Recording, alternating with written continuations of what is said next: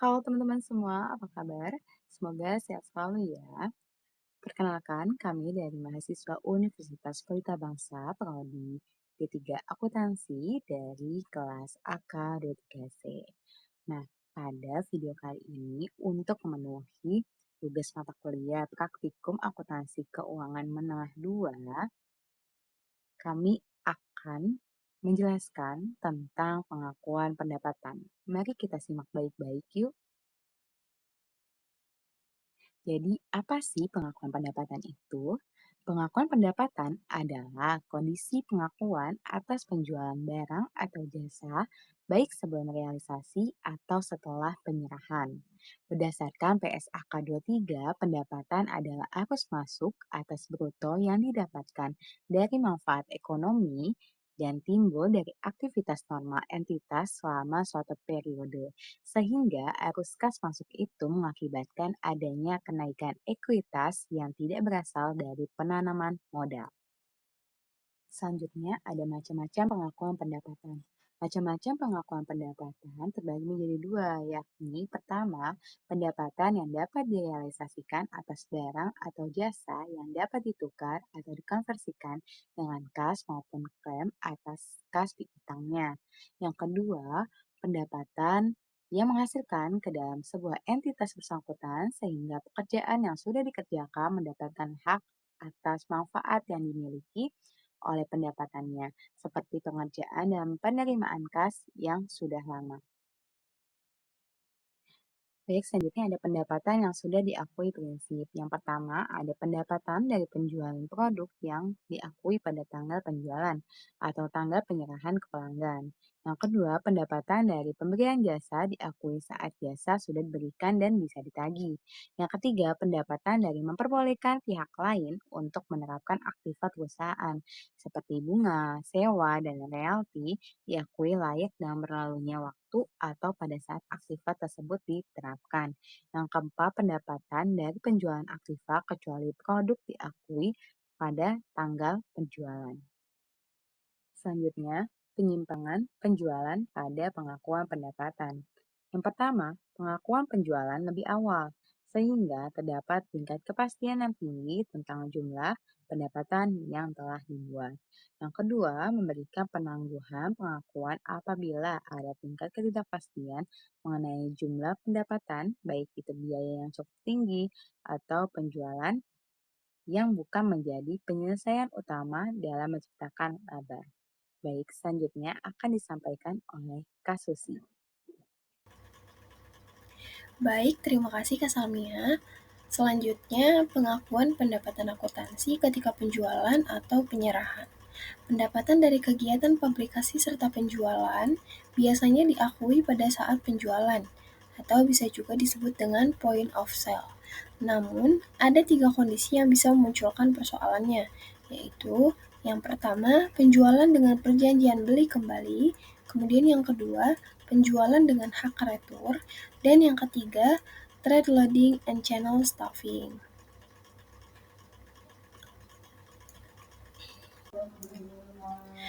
Kemudian, pengakuan pendapatan akuntansi sebelum penjualan atau penyerahan.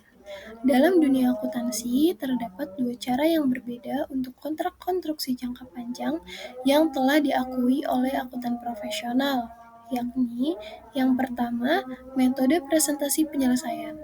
Metode yang satu ini akan diterapkan apabila estimasi progres, pendapatan, dan tarif telah sesuai, serta seluruh persyaratannya telah terpenuhi.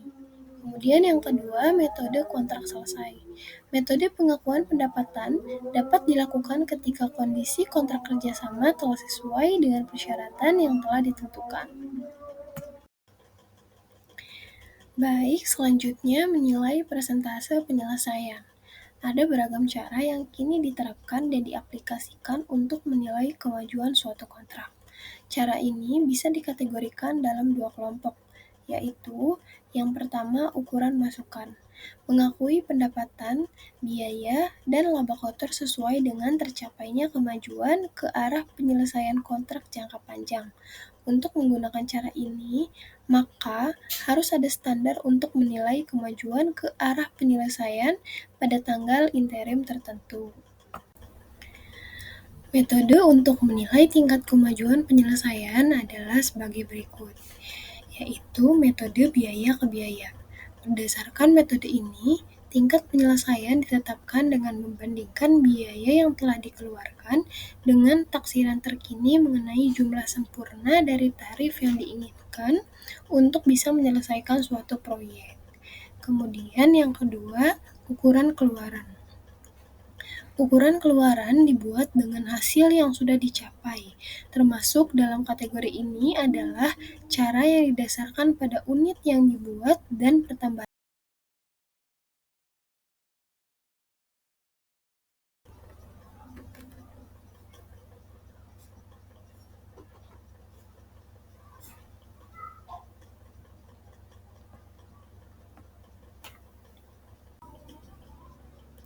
Kemudian selanjutnya, mengapa pengakuan pendapatan itu penting?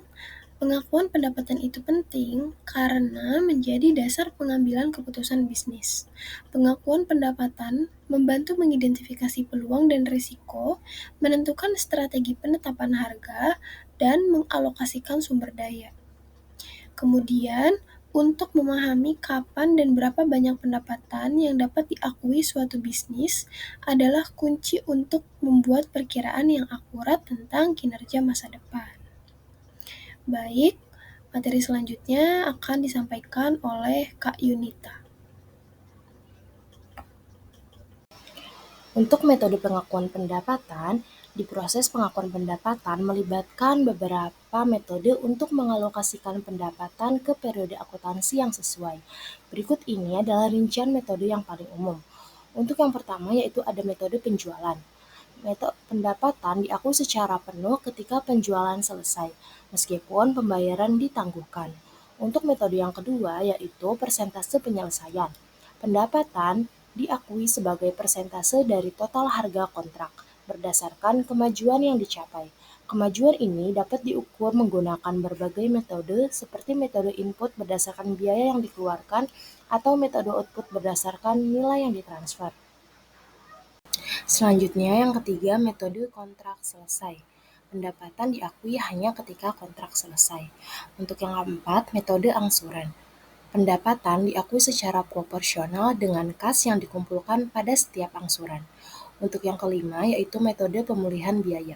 Pendapatan diakui hanya setelah perusahaan memperoleh kembali biaya yang terkait dengan kontrak. Proses pengakuan pendapatan. Menurut ASC 606, proses pengakuan pendapatan terjadi dalam 5 langkah. Untuk yang pertama, identifikasi kontrak dengan pelanggan tertentu. 2. Mengidentifikasi kewajiban kinerja kontraktual. 3. Tentukan harga transaksi. 4. Alokasikan harga transaksi di seluruh kewajiban kinerja. 5. Mengakui pendapatan ketika entitas kontrak memenuhi kewajiban kinerja. Nah, untuk perbedaan cash basis dan accrual basis, di sini ada cash basis. Untuk cash basis yang pertama yaitu pendapatan diakui saat kas atau setara kas diterima, baik berupa uang tunai maupun pembayaran dari pihak ketiga. Ya, untuk yang kedua, metode ini lebih sederhana karena hanya fokus pada arus kas masuk dan keluar. Untuk yang ketiga, contoh, jika sebuah toko menjual produk senilai 1 juta rupiah secara tunai, maka pendapatan 1 juta rupiah diakui saat uang tunai diterima. Untuk accrual basis, yang pertama pendapatan diakui saat terjadinya transaksi atau saat hak untuk menerima pembayaran telah timbul meskipun kas belum diterima. Untuk contohnya, jika sebuah perusahaan memberikan jasa senilai 5 juta rupiah kepada klien dengan perjanjian pembayaran 30 hari, kemudian pendapatan 5 juta diakui saat jasa diserahkan atau sebelum kas diterima. Untuk yang ketiga, metode ini lebih akurat karena mencerminkan kinerja perusahaan yang lebih baik dan memungkinkan pembandingan yang lebih valid antara periode berbeda. Untuk selanjutnya akan disampaikan oleh Kak Yusnia. Terima kasih kepada Kak Yunita yang sudah mempersilahkan kepada saya untuk menyampaikan materi yang selanjutnya. Nah, result dari materi yang telah disampaikan Kak Yunita, jika dibuat seperti tabel, maka hasilnya seperti ini ya. Yang pertama, ini fitur-fiturnya ada saat pengakuan, keterangan, contoh, kelebihan dan kekurangan untuk accrual basis dan cash basis. Ya. Jika cash basis itu saat pengakuannya terjadi jika saat cash diterima, sedangkan accrual basis itu pengakuan di perusahaannya terjadi saat transaksi terjadi meskipun uangnya belum kita terima. Selanjutnya, keterangannya itu kalau cash basis itu fokusnya pada arus kas masuk dan keluar. Kalau accrual basis itu fokusnya pada kinerja keuangan perusahaan secara keseluruhan. Contohnya, pendapatan untuk cash basis, pendapatan diakui saat uang kas diterima dari pelanggan. Sedangkan accrual basis itu pendapatannya akan diakui saat produk atau jasa diserahkan kepada pelanggan, meskipun pendapatan tersebut belum kita terima pembayarannya. Kelebihannya, cash basis ini lebih sederhana dan dapat mudah dipahami. Sedangkan accrual basis itu kelebihannya lebih akurat dan lebih mencerminkan kinerja perusahaan dengan baik. Untuk kekurangannya, cash basis ini tidak mencerminkan kinerja perusahaan secara lengkap dan dapat disalahgunakan untuk mengabaikan utang. Kekurangannya accrual basis ini lebih kompleks sehingga memerlukan pemahaman yang mendalam tentang akuntansi. Oke, selanjutnya ada bedah soal. Ya. Untuk bedah soal, pada kali ini kita akan membedah soal yang ada di buku Praktikum Akuntansi Menengah 2 pada soal 6.2 halaman 34. Di sini soalnya ada pada tanggal 1 Juli, PT Elisa melakukan kontrak untuk mengirimkan salah satu mesin khusus kepada PT Landscape. Kontrak tersebut mengharuskan PT Landscape membayar nilai kontrak sebesar 2.500.000 pada tanggal 15 Juli. PT Landscape melakukan pembayaran kontrak pada tanggal 15 Juli dan PT Elisa menyerahkan mesin pada tanggal 31 Juli. Dalam soal ini berarti dapat diketahui kontraknya terjadi 1 Juli, 15 Juli ada penyerahan uang, dan 31 Juli ada penyerahan barang.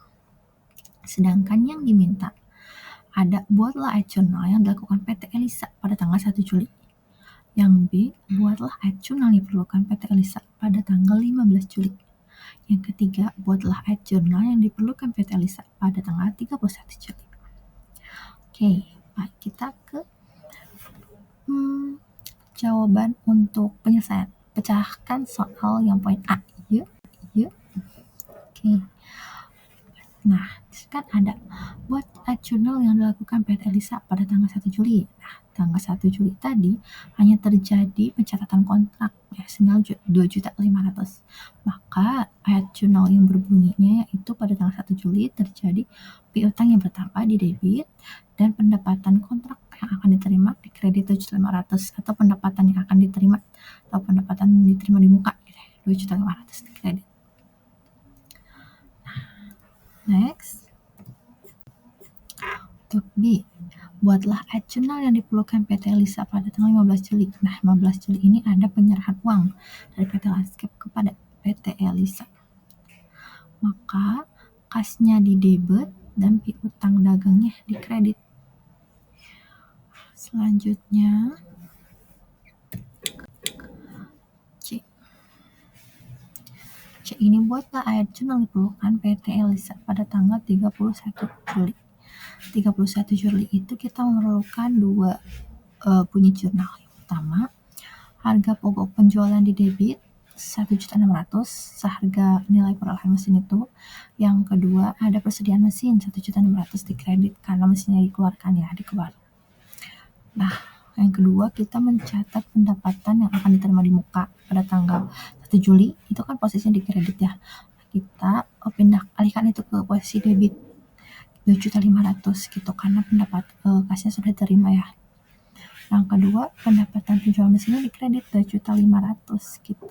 Sehingga itu akan menambah posisi penjualannya kan dikredit ya 2.500.000. Itu akan cross jurnal yang tadi tuh, pendapatan kontrak akan diterima yang pada tanggal 1 Juli. Nah, itu saja yang dapat kami sampaikan. Mohon maaf apabila ada kekurangan. Mohon dimaklum. Wabillahi taufiq wal hidayah. Wassalamualaikum warahmatullahi wabarakatuh.